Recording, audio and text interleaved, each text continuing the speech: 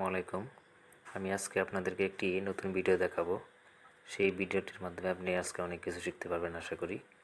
তো আমরা অনেকেই গুগল ক্রোম ব্যবহার করি অথবা ফেসবুক ব্যবহার করি। সেখানে আমরা অনেক কোনো একটা লিঙ্ক পেলে বা কোনো একটা ভিডিও, গান অথবা কোনো কিছু ওপেন করতে গেলে আমরা সেখানে একটু ক্লিক করলে দেখা যায় যে গুগল ক্রোম অটোমেটিক্যালি ওপেন হয়ে যায়। তো ওপেন হওয়ার কারণে এরকম অসংখ্য ব্রাউজিং করার কারণে আমাদের গুগল ক্রোমের কারণে অনেক সময় মোবাইলটা হ্যাং হয়ে যায় বা স্লো হয়ে যায়।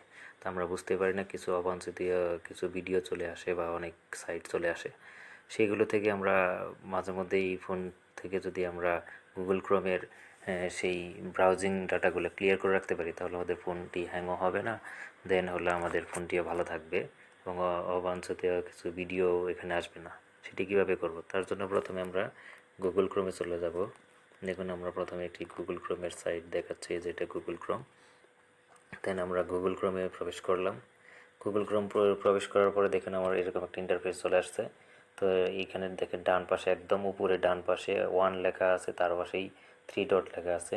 3 ডটে চলে গেলাম। 1 মানে এখানে কিন্তু একটা জিনিস মনে রাখবেন, মানে একটা ব্রাউজার, মানে একটা সাইট আমি ভিজিট করছি। অনেকখানে অনেক থাকতে পারে, সেক্ষেত্রে তাহলে তো আপনি বুঝেই যাবেন যে আমি অনেকগুলো সাইট ভিজিট করছি। আমি যেহেতু একটা সাইট ভিজিট করছি, তারপরে আমি দেখাচ্ছি 3 ডট লেখা থাকবে, 3 ডটে ক্লিক করব। 3 ডটে ক্লিক করার পর দেখেন এখানে আমার একটি ক্লিয়ার ব্রাউজিং ডাটা, যে ক্লিয়ার ব্রাউজিং ডাটাতে ক্লিক করব। দেখেন এখানে দেখেন একটা প্রথমেই লেখা আসছে লাস্ট 15 মিনিটস। আমি কি আসলে ব্রাউজিং করছি 15 মিনিটে। এখানে আমরা সবসময় অল টাইম করে রাখবো। অল টাইম করার পরে দেখুন আমাদের এখানে ক্লিয়ার ডাটা, এটাতে আমরা ক্লিক করব। ক্লিয়ার ডাটাতে ক্লিক করার সাথে সাথে কিন্তু আমাদের এই ডাটাগুলো ক্লিয়ার হয়ে যাবে। আবার আমরা আগের অবস্থানেই যাব, ক্লিয়ার ব্রাউজিং ডাটাতে চলে যাব। এখান থেকে আমরা মোর অপশনে চলে যাব।